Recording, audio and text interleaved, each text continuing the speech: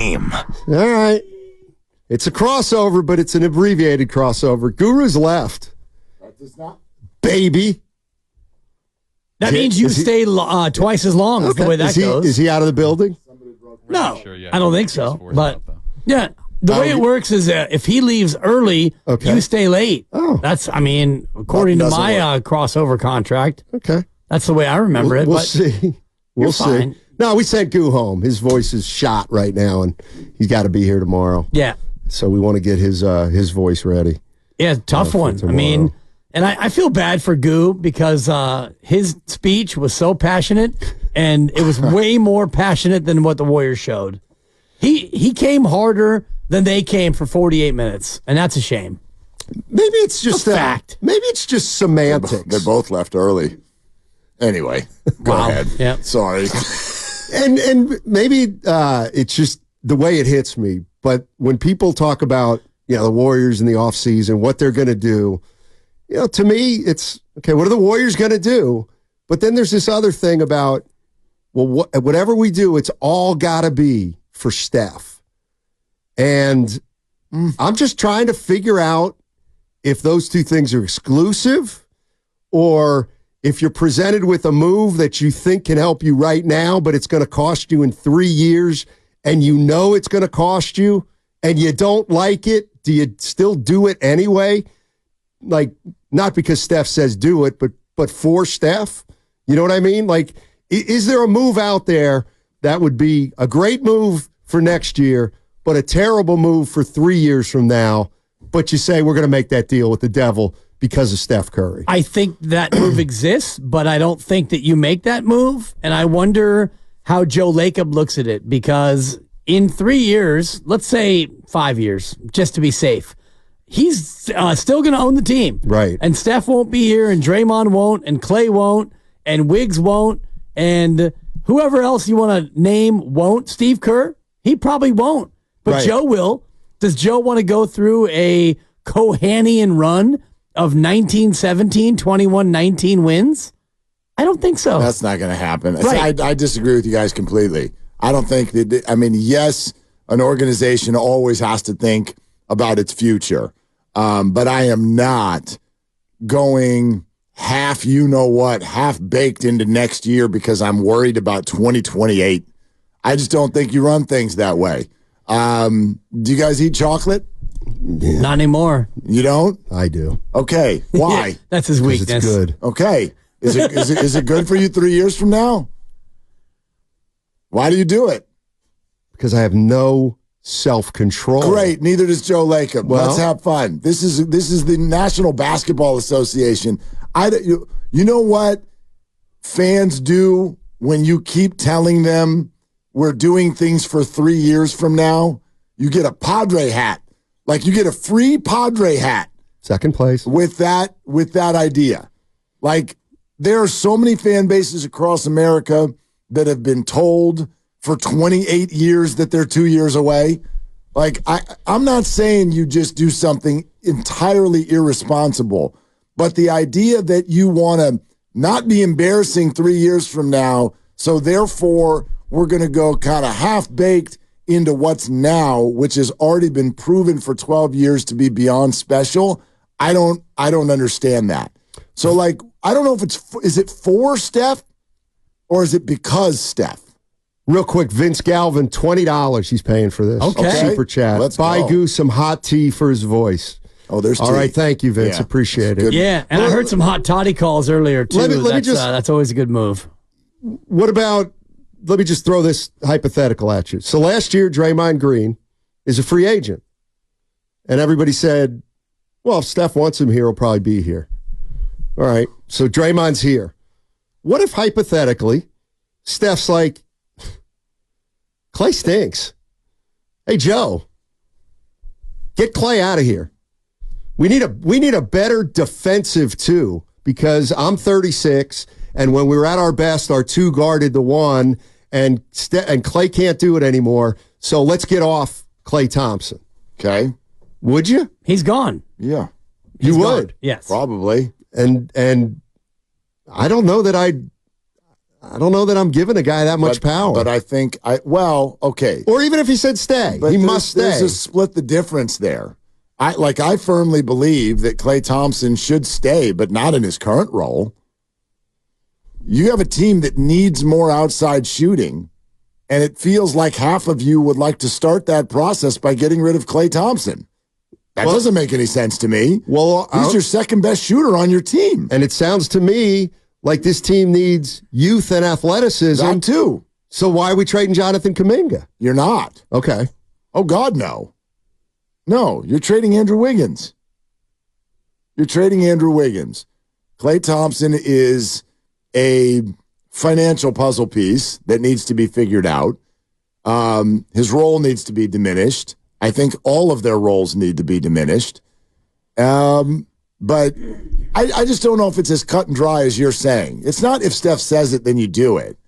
But I do think that when you have a player that special, even on the downside of his career, you maximize it, because why wouldn't you? Even if that makes you do things that you think down the road might create some challenges for you. See, I just, I don't think you can look at it one way or the other. Like, if there's a move that presents itself, let's say, and it's a move where you think how do I want to put this? If there's moves out there that can make the team marginally better, or just you think better, you got to do it. Like, you have to do it. But it sounds to me like people don't want to do it if it's just an incremental thing, because that's not enough to get you right back to a championship team yet. And what I'm saying is, if what you're telling me is you're only going to make a move because it gets you back in right away, then you're limiting yourself to obtaining a player who in 3 years may be at his peak as opposed to right now.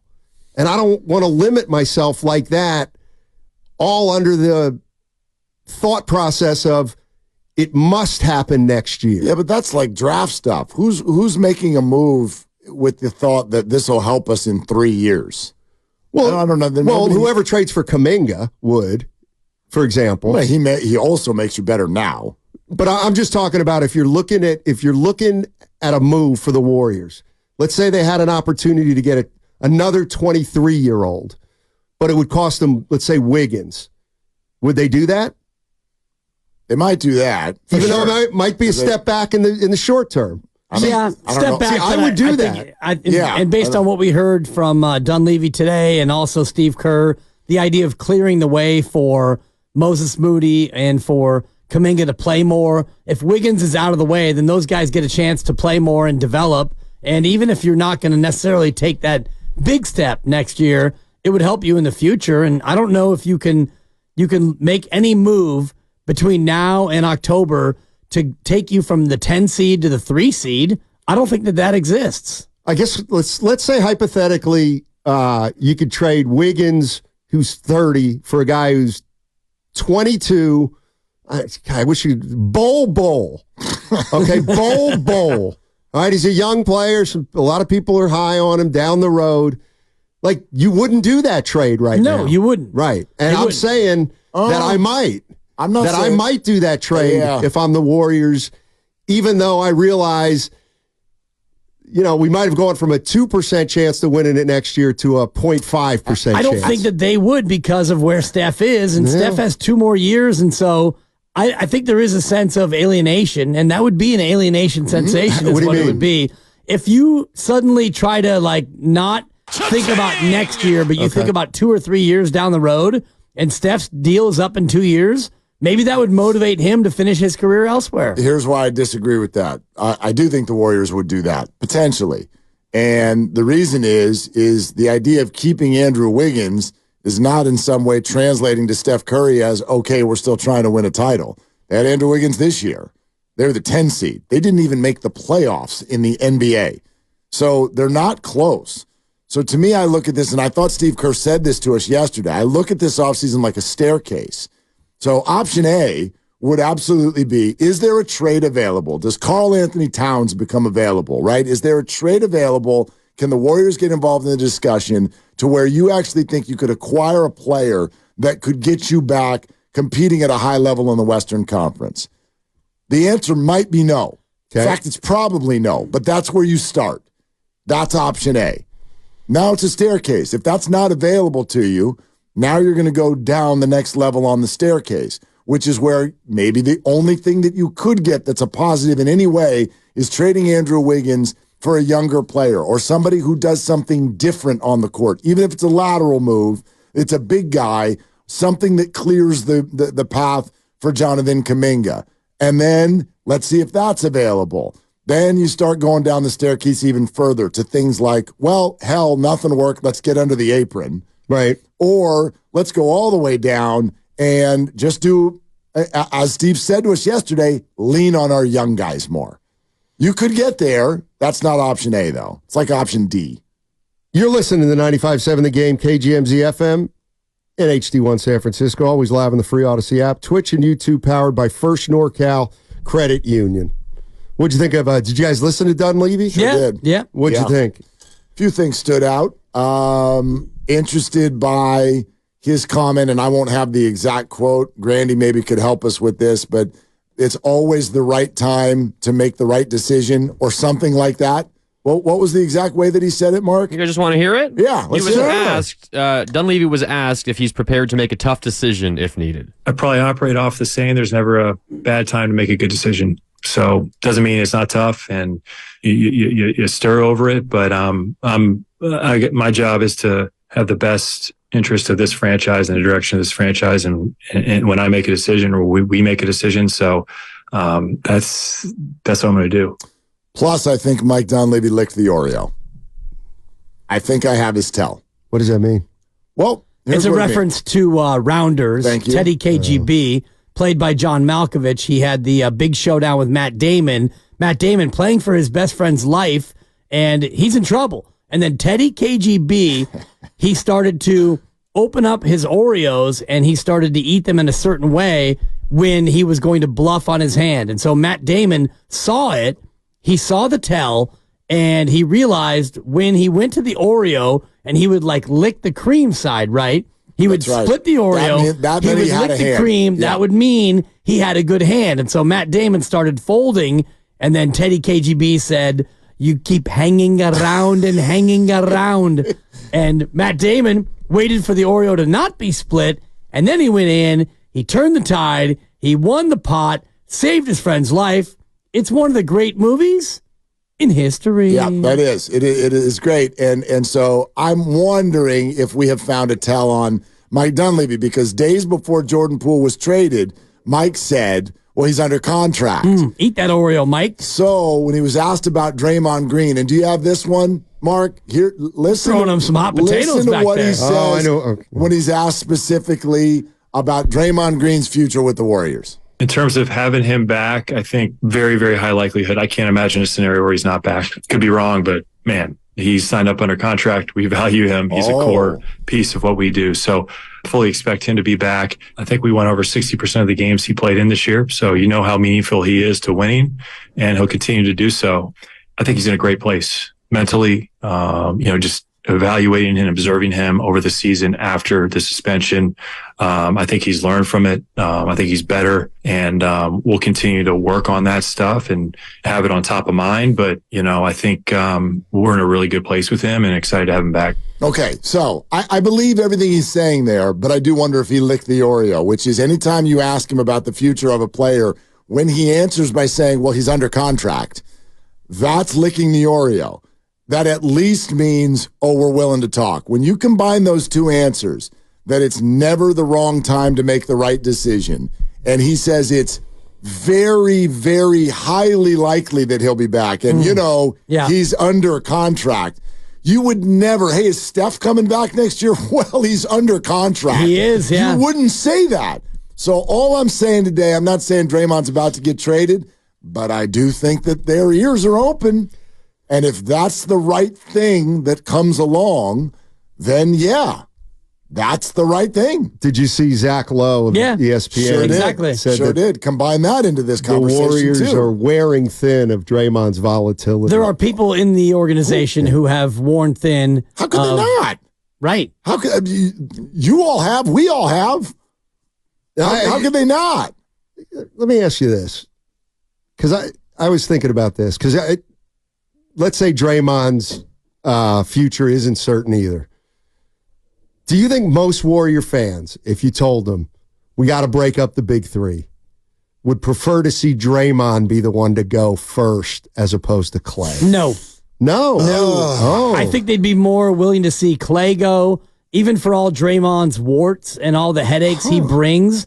Draymond is more of a winning player right now than Klay Thompson is. I agree with that, but it's an intricate response because I do think there's two ways to answer that. If you are really like thinking like you are, Dibs, where it's like, what makes the better basketball team? Draymond probably affects winning more so than Klay Thompson right now. But if you're asking Warrior fans on an emotional level, that's what kind of who do you love the most? Yeah, Draymond's third. For sure. Yeah. For sure. Like, it'll just, even though I'm not a Warrior fan, if Clay's playing in Orlando next year and Dre's here and they're having another year like they're having, that would suck. You know what I mean? That would. That would stink for a Warrior fan. I think about it this way, though, too. You know, anybody out there ever been married before? You ever been married before? So yeah. It's hard, right? It's hard as the years go on. I think you got a collective 5 in the room right now. Just watch, and Steiny with a lifetime partner. vows. Watch him out. Watch him out. But anyway, no, my next one's going to be great. I know it. So anyway, point being is it's hard sometimes just for the sake of itself. So when I look at these names on the team for this long, I'm starting to sense for a lot of Warrior fans, like Steve comes on yesterday, and this is a small sample, but half our YouTube chat is like mother bleeping him after every answer. Right. Klay Thompson goes 0 for 10 in the last game. Let him walk. Get him out of here. Draymond Green, I'm sick of him. Even gotten to the point where 98% of us are like Steph forever, but there's a few people that are like, gosh, would you think about this? A lot of what's going on is just fatigue. That's all that it is. And I think that it's interesting because even with the all-time greats, we got there with the Brandons and Buster, for sure. Even with the all-time greats within an organization, sometimes you get to a point where people are just done, especially if you are in a moment where you're not succeeding. So right now, a 10 seed and a loss in one game, I think, is triggering up a lot of things for people, and they just want to move on for the sake of moving on because they feel like they're in year 15 of a marriage. Yeah. Kids just left for college, and good God, we're just staring at each other like, what now? All right, here, let's go through it. Will Klay Thompson be a Warrior next year? Yes. Yes, I think so, but the price to me is the big it's the big sticking point, and so I could see him getting a deal elsewhere that is more lucrative, and we talked about this yesterday, and just Klay, the way he came off in his exit press conference, I don't feel like he's going to give a hometown discount, so if the Warriors offer him $3.60 and he can get $3.75 elsewhere, he's gone. So let's say they find a number, and so he's back. Okay. Fine. You paying Kuminga? Yes. Okay. Then we got to move Wiggins. Yes. Oh, for sure. They're going to move Wiggins. And that may be it. That might be it. We'll see if we get there on the staircase. But Moody's the other. To me, Moody goes as a part of the Wiggins for me. Okay. Because you may need to make some money work one way or the other. Yeah, and I don't think that they are completely sold on giving Moses the chance to become the player that he needs to be. I don't think if you keep Klay and you keep Kuminga, I don't know how you can develop, and you have Podziemski already ahead of him. How does Moody get the minutes to really become the player he wants to be? I think Moody could be involved. I think GP2 becomes a salary slot type of a trade piece. I think their picks could potentially be on the table. Like, that's the first thing I would try to go do if I'm the Warriors. Is I'm going Wiggins, Moody, potentially GP2 and future picks to see what I could get in return in terms of a really good player and offer that team to give me their bad salary. That's where I would start. And can you possibly trade Chris Paul? And I think we're going to have Bobby Marks on today, right? Yeah, we'll try to figure this out. I mean, the Chris Paul thing is complex. What can you do with the Chris Paul contract? Much like, and I think about the genius of the Warriors with what happened with KD, and KD begat D'Angelo Russell, which begat Wiggins and Kuminga. You got Wiggins and Kuminga for Kevin Durant, essentially. It's incredible. How could you get two of the same players? Yeah. And you should have known in 4 years there'd be overlap. Yeah. Exactly. I mean, but you want a chip, gracious. so you can forgive him. But I wonder if they can't turn the Chris Paul contract, which is an albatross. And Ramona said there is no albatross, and it's not really an albatross. It's not, because it's only 1 year or no years. Right. So it's not an albatross. But if you could turn that salary slot into something, then I think you'd have to let Clay walk. You know what I mean? Like if you got a $30 million player coming back. And then maybe even do something else in terms of, if they get under a certain apron, then they have access to a $12.9 million exception that they could build off of. So, but in order to do that, you may have to let Clay walk and Chris Paul walk to get under that. You still might do it. Yep. You still might do it. I mean, to me, the takeaway from now that we've listened to everybody, Dunleavy was the bookend. No Lacob yet, but I'm sure it's coming. Now that we've listened to everyone and watched the season end, my takeaway is obviously Steph is still the Earth's core, and Jonathan Kuminga is not going anywhere. All right. And that's the end of my TED Talk.